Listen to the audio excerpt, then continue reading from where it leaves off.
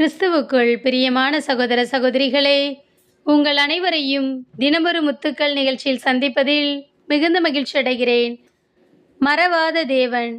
திருப்பாடல்கள் 31 அதிகாரம் 12 வசனம்.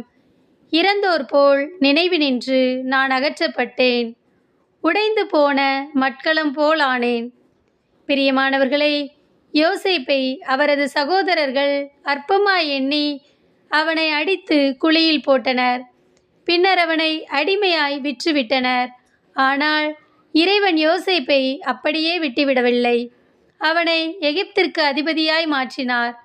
மேலும் தன்னை அழிக்க நினைத்த சகோதரர்களையே பராமரிக்கும் அளவிற்கு அதிகாரியாய் உயர்ந்து நின்றார்.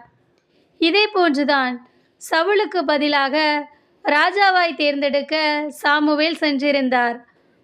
ஈசாய் தன் பிள்ளைகள் ஒவ்வொருவரையும் சாமுவேல் முன் கொண்டு வந்து நிறுத்தினார்.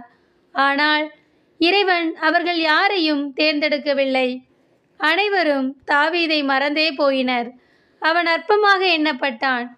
ஈசாயிடம் சாமுவேல், உன் பிள்ளைகள் இவ்வளவுதானா என்று கேட்டபோது, இளையவன் ஆடுகளை மேய்த்து கொண்டிருக்கிறான் என்று கூறியபோது அவனை அழைத்து வரச் சொன்னார்.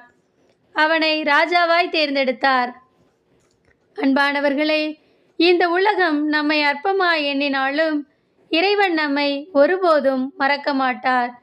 யார் உங்களை உதறி தள்ளினாலும் அவர் உங்களை தள்ளாத தேவன். எனவே எதை குறித்தும் கலங்காதிருங்கள். அன்பு இறைவா, யார் மறந்தாலும் நீர் எங்களை மறவாத தேவன். நீரே எங்களை ஆசிர்வதித்து மறவாது நினைத்தருளும் இறைவா. ஆமேன்.